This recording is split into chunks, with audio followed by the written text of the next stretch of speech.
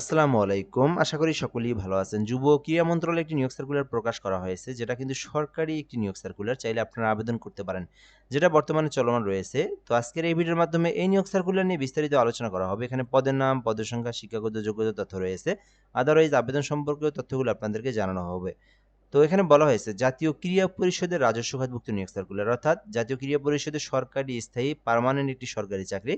এরপরে বলা হয়েছে যে সরাসরি নিয়োগের মাধ্যমে পূরণের জন্য পদের পাশে উল্লেখিত যোগ্যতা শর্তাদি পূরণ সাপেক্ষে বাংলাদেশের প্রকৃত নাগরিকদের নিকট হতে অনলাইনে আবেদনের জন্য আহ্বান করা যাচ্ছে। অর্থাৎ বাংলাদেশের যে কোনো জেলার যে কোনো প্রার্থী যে কেউ চাইলে এই আবেদনটি করতে পারবেন। ছেলে হোক মেয়ে হোক উভয় প্রার্থীরাই কিন্তু আবেদন করতে পারবেন এবং অনলাইনের মাধ্যমে আবেদন করতে হবে।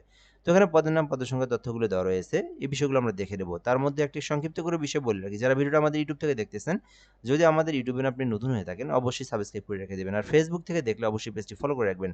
তাহলে বাংলাদেশের সরকারি যত নিয়োগ সার্কুলার রয়েছে, সকল সরকারি নিয়োগ সার্কুলারগুলো সবার আগে আমাদের মাধ্যমে আপনি সহজেই জেনে নিতে পারবেন।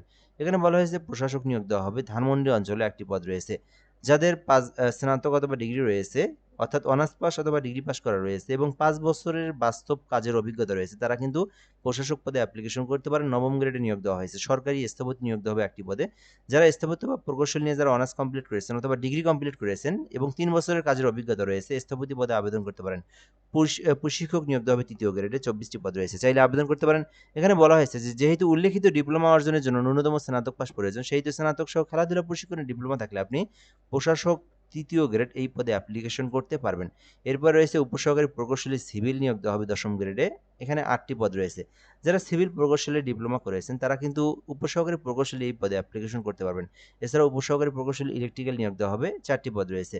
যারা ইলেকট্রিক্যাল অথবা যান্ত্রিক অথবা পাওয়ার প্রকৌশল নিয়ে ডিপ্লোমা করেছেন তারা এই পদে অ্যাপ্লিকেশন করতে পারবেন। এছাড়াও রয়েছে উপসহকারী প্রকৌশলী একটি পদ রয়েছে। যারা আর্কিটেক্ট নিয়ে লেখাপড়া করেছেন, আর্কিটেক্ট প্রকৌশলী ডিপ্লোমা করেছেন, তারা চাইলে আবেদন করতে পারবেন।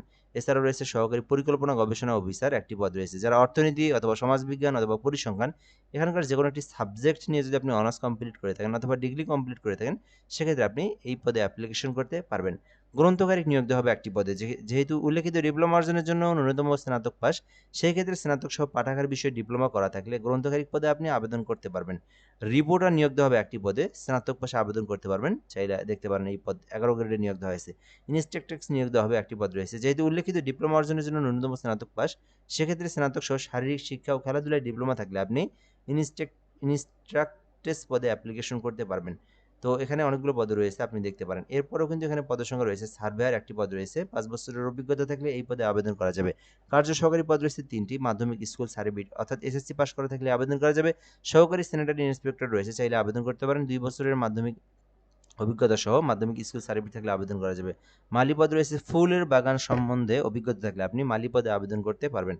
তো এই সার্কুলারের মধ্যে আপনার যে শিক্ষাগত যোগ্যতা রয়েছে, সেই শিক্ষাগত যোগ্যতা এবং অভিজ্ঞতার উপর আপনি যে পদে ইচ্ছে সেই পদে আপনি অ্যাপ্লিকেশন করতে পারবেন।